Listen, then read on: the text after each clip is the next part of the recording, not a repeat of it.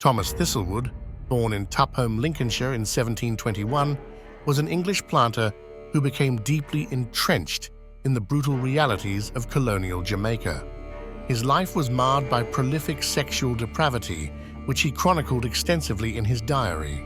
His relationships, often exploitative and abusive, shed light on the dynamics of power and control in the plantation system. Thistlewood's sexual behavior had roots in England, where he frequented prostitutes and engaged in affairs with women like Bette Mitchell and Elizabeth Toyne.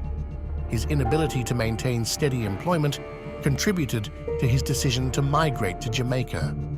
There, he began working as a plantation overseer, eventually rising to become a plantation owner himself.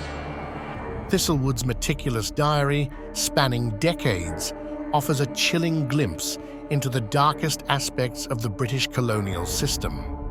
Thistlewood's diary, spanning over 14,000 pages, serves as a chilling record of the atrocities he committed against the enslaved people under his control. He recorded over 3,800 acts of rape, with 138 enslaved women and children, systematically subjecting them to unspeakable horrors.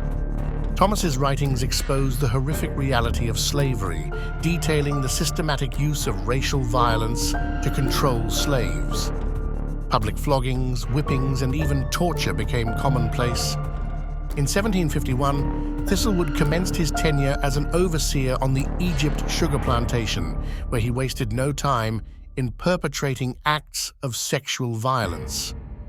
His diary detailed the systematic rape of women and girls, often followed by brutal punishments for those who dared to resist.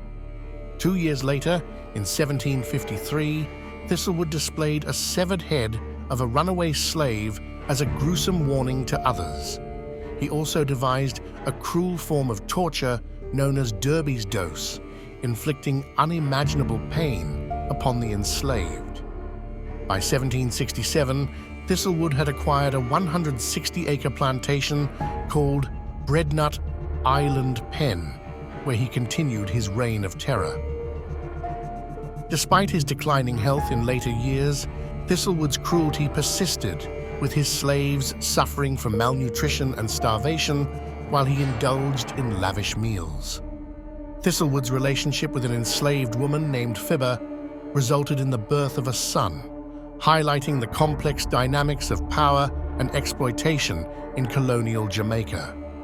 During periods of slave rebellion, such as Tacky's War in 1760, Thistlewood expressed fear and anxiety over the potential loss of control. Despite his concerns, he continued to prioritize his own desires, including the rape of enslaved women. Thistlewood's participation in suppressing rebellions further underscored his commitment to maintaining the oppressive status quo, even at the expense of human lives. Thistlewood's sexual exploits extended beyond Fibber, as he raped numerous other enslaved women, often subjecting them to unspeakable brutality. He devised cruel punishments for those who resisted his advances, perpetuating a cycle of violence and abuse. Even as he suffered from venereal diseases, Thistlewood continued his sexual assaults, showing little regard for the well-being of his victims. His actions reflected the pervasive culture of sexual violence and exploitation that defined British slavery. Despite his declining health in later years, Thistlewood's abusive behavior persisted until his death. His diary, though a disturbing record of his atrocities, serves as a testament to the enduring legacy of slavery and the systemic oppression it engendered. The normalization of such brutality had devastating consequences. It fractured families, instilled fear in generations, and created a climate of terror that permeated every aspect of enslaved life. Westmoreland and Thistlewood's diary stand as a stark reminder of the brutality inherent in colonialism. They expose the calculated use of violence to control a population and enforce a racial hierarchy. Though the horrors of slavery are a part of the past, its legacy lives on. Understanding the deep-rooted effects of racialized violence is crucial to building a more just an equitable future.